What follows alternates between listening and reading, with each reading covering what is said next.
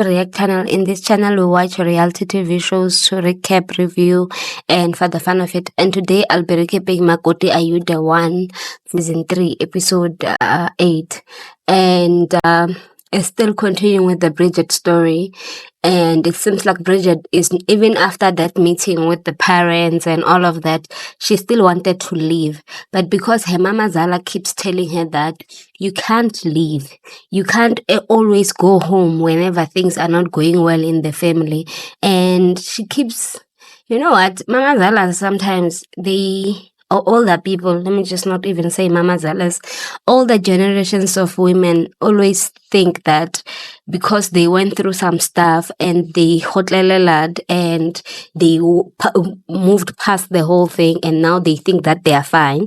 They think everyone should and they should be able to go through it and still look like the way they look. Because tell me why she keeps telling Bridget, you can't tell everyone at home whenever your issues are happening between you and your husband. They will end up hating him and whatnot. When the father of Themba says that I would tell Bridget to go, should she wants to go for like a break or something, she can get home and say the things that she's saying now. But that mother is busy on some, no, we are not allowing her to go because she had called her sister and told her what had happened. So when she gets home, she's still going to continue with the same storyline. So we can't have that. But I'm just like, but Bridget wants to go. Why are you holding her hostage? Actually, I don't think that they're holding her hostage. She is staying because she wants to stay. Because I don't think those people are saying, you can't go, you can't do that. No, they're just saying that just wait it out and stay for the 21 days. And if Bridget wanted to go, I don't think that mother was going to hold her down and say, you are not going anyway. You need to stay in this family. But I guess Bridget is doing it from a respect perspective to say, I don't want to disrespect the elders. And also considering that also her mother and her parents had told her that, you know what, you need to be bekezela in these marriage things that you said you want. And also the fact that you can't just do the things the way you would want them, you want to do them in marriage. Men are like that. The same narrative that people keep telling younger women. So those stuff, they keep happening. But anyway, they are still not going to move past this whole thing because once they're still not gonna move past this whole thing because when Themba and Bridget are given a chance to talk, he tells her that you said whatever I want to do, I can do.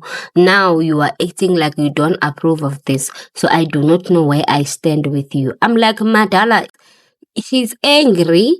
And I don't know what was happening when she said those things because she said she's not going to stand in his happiness and now she's angry and her boyfriend find it weird.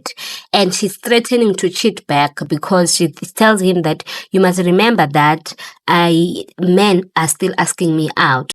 And also, why is Themba saying that you know who your man is? What is he going to do should she cheat? Because I'm thinking she's capable of cheating. And also, he doesn't want to go into details of the stuff she has done before because he keeps saying, no, we can't count the stuff that we have done before. And remember, this guy told his side, but I think that's what all sides get told. He told his sides that, you know what, Wena, my special one, I am not going to marry Bridget. I am just doing the things. I'm not going to finish her lobola. That's why when he sat down, so I believe that girl, that's why when he sat down with his parents, he said that he would like to go to Cindy's family. And then his dad reminded him that you can't do that. You need to finish here. And also his dad is fully aware that this guy is playing games because he says that there's no tradition in which what he's doing makes sense. There's no real reason why he must do Istimbu, and it makes sense in the people's heads because I'm like, go, you are right, but also when you were his age, you were doing the same thing, so maybe an apple doesn't fall far from the tree. So he got it from you. But anyway, and at the end when they are talking, Bridget and this lady, Bridget and Themba, she says that she is going to show him flames. They must actually prepare for funeral services. And I'm like, who is she talking to? Because it seems like she's talking like she's in her diary session while she's sitting next to him. He's not there. And when she says that, when they finally give her a chance to go home, they're like, are you gonna go with him? She's like, no, I'm not gonna go with him. And I'm like, why would you go with him? Doesn't make sense to go with him because he is not the partner that you came there to do. And also, why is Bridget telling Themba what her parents they said around this thing? I think there are some things that if you are in a relationship, you do not have to say the correct thing. She could have said that they are shocked instead of saying they are shocked, but they are saying, and I'm like, why are you telling him this thing? You must tell him that my family wants to come here and provide the whole thing so that he becomes scared and stuff. And maybe at one point he's going to drop this issue because it's not making sense that he is out of the blue wanting to get married to Cindy and stuff like this. And also I think that it's not Cindy's it's not really, I don't know, man. I just think that this storyline is botched. You remember when Ugogo Skuten, when she was still a gogo, she was busy lying that she wants a second husband and whatnot on her show. So there's that. And then now she was like, now she can't confirm or deny it. And I'm just like, it means that you were lying, or I don't know, I don't follow the story, but I don't think that she has ever really confirmed and said that I was so sure I wanted a second husband. I think that's what's happening. We are getting a storyline that's cooked. I just wonder, why is Cindy doing this to herself while she cares about what her family thinks of her and stuff like that? Because that's just putting herself in sort of like a nonsensical type of place, because what is she standing to benefit? Are they paying her? Is the pay even enough?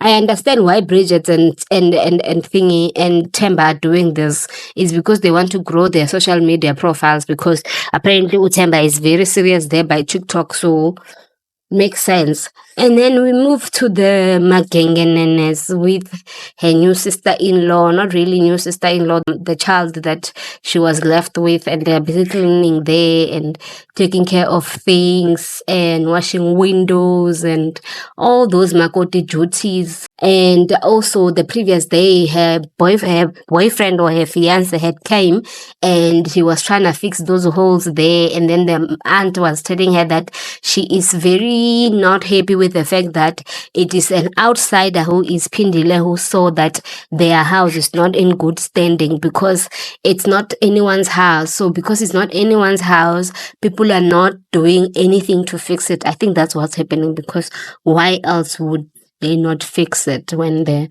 walls are crumbling and the paint is falling off and the mapeles are filling the whole kitchen, and they will go into Pindile's ears and everyone's ears and everywhere where everyone has holes, because that's what she told her kids. And I'm just like, ma'am, hey, Pindile, I wonder if she's going to stand for this, because I know, man. The way she talks about this storyline of how unclean it was, now she must tell us if it's still unclean, because I want to know. I really would like to know if, because she's been there for 9 days, almost, it's not really 2 weeks, but it's almost there. But like, I want to know, has she cleaned it up? Is it fine now? Is it in good standing? I just want to know. But anyway, so as they're cleaning, the sister-in-law tells her that, you know what? There was this other lady that, the one that they keep talking about, that the aunt liked, and because she only had one child, this one comes with like 3 kids and stuff. Opindila comes with like 3 kids. And she says that it was not a girlfriend. Apparently it was a fiance. I think this is why they liked her. And I wonder if they even send a little bit of lobola, because according to black cultures, you're supposed to send lobola, and then a person becomes a fiance, and then you do a wedding and stuff like that, and then they become a wife. The same way Bridget and Themba are going. They apparently fiancés. They are not wife and husbands. That's why that family is bothered by the fact that Themba is treating someone that he has not even fully married yet. And then when he's told to do things, and then he's like, oh no, whatever. And then she's like, no, but Themba didn't tell me, Upindile in this case. Themba didn't tell me that they were engaged. I didn't know that story. And also, usisi ka Themba, cousin ka Themba, she's telling her that this guy was almost married and stuff, and she's putting it in a way that looks like, it's nothing, but I'm just telling you just. And she Pindile says that the way she sees the sister, she's also a little bit strict like her mom. And also they were discussing the mom to say, how mom, who's your aunt? She's like, yeah, my aunt is strict, but as if you do things right, and then you won't fight, you will be in good space and good whatever. The same way that you are in now, like, you guys are gelling and you are moving forward and stuff like that. I liked that they had like a conversation a little here and there. Pindila really tries to build this relationship, because even when and I also like Themba's stance on the aunt to say that you are not here to train my girlfriend, because his girlfriend is well into her 30s. You can't really train her on anything. But to say that I took that decision for her to come here and stay with you because I want her to, I am showing her or showing whoever that I am ready for for the next step in our relationship, which is marriage.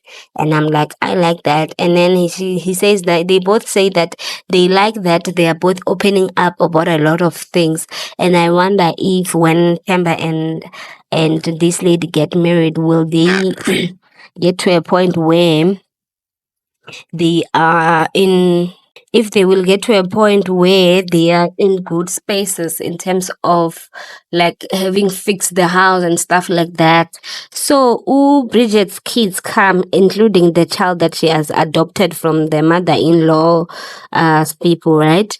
And Ulirato. So as she's introducing, I was noticing that she was saying that the boy is her firstborn and the other one is just Elirato. And I'm like, but you need to say, this is my adoptive daughter or something, not just keep quiet. Unless if she had told her that, what, my adoptive daughter is coming, her name is Lerato, so this is Lerato, basically to say that, you know what, relax, this is my adoptive daughter, what, and stuff like that. So there was no need for her to go deeper. And then, daughter is like saying that, I am glad that I am left alone in the home, because then I am doing whatever I want in the kitchen without you. I think this lady Pindile is very strict in her own way in terms of cleanliness and stuff like that. So Upindile says that, and Upindile is like, okay, if you do mess it up there, you will see the cockroaches that they had here. And I'm like, ma'am, no, we are tired of this cockroach story. Maybe talk about something else. But also at the same time, I'm like, talk about what? Because the only thing that will bring drama is for her to be rebellious. And also, I don't think that I will be part of the people that will approve such things anyway. We move to Tamara and her in-laws, and Tamara and her in-laws, she's now cleaning those windows that the mother-in-law has asked for them to get cleaned since she got there. And then she's talking to the uncle and explaining that, you know what, your sister was busy shouting at me, and also this thing of the baby mama coming here to sleep and stuff like that. And then when they are done talking, she's like, you've helped me so much. You have lifted weight from my shoulders.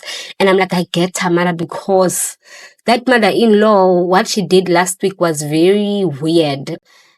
Guys, I understand that you are angry and you are frustrated with someone, but you can't just be throwing food out on the floor and then someone else must now pick it up, which in this case is Tamara. She was explaining that, to the uncle, to say that I wanted to wash the dishes. And then her sister-in-law, Bibo, decided to say, I'll wash them. And then she didn't wash them properly. She had left something, and then that whole story. But then the uncle is like, I know that I'm the uncle, but I need to intervene in this case. He goes to intervene with his sister. His sister does not hear it. She says that, you know what, this lady always comes in with a request whenever she's asked to do something. Maybe she was complaining because I had asked her to do windows. And I'm like, what does that have to do with the windows, ma'am? The fact that you were shouting and the fact that you allowed the baby mama to sleep over at your house just because she wants to bond with the baby. Why can't they take the baby to the baby mama's house so that she can bond very well there without people overlooking, unless if the baby mama is not fit to be the one that's responsible for the baby. You know, those type of situations where maybe she doesn't have her own place or something. I don't know. But she's saying that part of the reasons why the baby mama sleep over at her house is because the baby mama needs to bond with the baby. And I'm just like, ma'am, your stories do not connect. They don't make sense. But if that's what she thinks, then it's okay. Then now they are planning Bibo's birthday, and it's the following day, and they talk about the fact that Bibo's birthday is the same as the same day the dad passed on. Like, yeah, and then Tamara is like, yeah, she's gonna do things for them. They're gonna go to the salon as a pre-birthday celebration, get their nails done, their hair done and stuff. And you can see Pileng is not happy. I don't think there's anything Tamara can do with that child. She must just let her be. Like, nah, don't pay attention to her. Just deal with Bibo, because Bibo seems to be welcoming to this lady. The others and her mother, oh, no. They're always angry, they're always unhappy, there's always something to complain about. And then we go to the Mapisas, Upolane and Zizo. And then the mother-in-law is trying to find out, how did you find Ukazin Paula? And she says that she was saying the same things that you were saying in terms of what Paula expects from me as his girlfriend and wife, in terms of remaining sexy, dressing nicely and stuff like that, and just staying attractive for him, because when you don't stay attractive, men will leave you in the desert without water or something like that. Because I don't understand why they are so obsessed with telling her what that guy expects from her, as if she has not been dating him for quite some time now. And also, guys, with these baby mama situations where the baby mamas are allowed to go into the house and stuff like that, and there has not been a full introduction, this mother, once her own sister's child comes in to tell her that, to explain the whole story, once she's done explaining, now she's like, you know what, there's a situation here. Zizo and the baby mama do not know each other. And I'm like, how long, Gonje, with Zizo? They have been together for some time. And also Zizo has her own baby with this guy, but she doesn't know the mother of the baby mama of her boyfriend. And she stays with that child for some time. And also this thing of them saying that the christening ceremony that needs to be done for the babies needs to be done on the same day and stuff like that. That sister is like, no, auntie, you can't do them on the same day, because if you do that, then it's going to cause chaos, it's going to cause problems in the relationship. And also I think she's standing in Zizo's shoes to say, you imagine if I had to feed the baby mama of my boyfriend or my husband, it seems like she wouldn't be happy. And I'm like, I get it, but I also do not, because like it doesn't take a lot from them to do anything. And also they need to build some sort of a relationship so that their kids can get to know each other. And also it's Paula's fault that they have not met, because now imagine you are the baby mama, which makes sense. You're the baby mama, you are leaving a child. I think that it would be best to know the person you are leaving the child with beside the father. Especially if the father is always at work, the same way Paula said. If the father is somehow available, then maybe you just like, you know what, I trust my baby daddy to choose the best woman there is in terms of child caring. So I'm gonna let it go and let him take the lead with his girlfriend and look after my child for the weekend while I go out and have fun and relax and have a good time. Because or just live your life in terms of, weekend, you can relax, you can sleep while they deal with the baby. You don't have to be out. But all I'm saying is that it didn't make sense to me that the baby mama and Zizo did not know each other until this point in time. Because what do you mean they don't know each other? What is happening in their lives that they can't meet up and say, oh no, this is the baby mama and whatnot? No, doesn't make sense. But anyway, Also, I would have liked for her to show us what they have done in the garage, because that garage was a mess. It looked like it was a lot for Zizo, but also Zizo took it by the chin. And also now, because the people from the village had told her that she needs to teach the people from the Eastern Cape, because I can't say the village. What if it's not a village? The people from Eastern Cape had told her that, yo, auntie, you need to teach your daughter-in-law how to make umkomboti. So now they are making umkomboti, and they both don't know how to make it, because it's either the mother-in-law has never made umkomboti, or she made it long time ago. So now they are Googling how to make it. And also Uzizo is like, yo, I don't know how this thing will come out. And also, who's going to test it to make sure that it's in good condition? Because I'm wondering, how will that work out, or how will they determine that, oh, it's fine now, we can drink it? But we'll see what they say about it. Thank you guys for watching this recap. Please like the video, comment on it, and subscribe on the channel.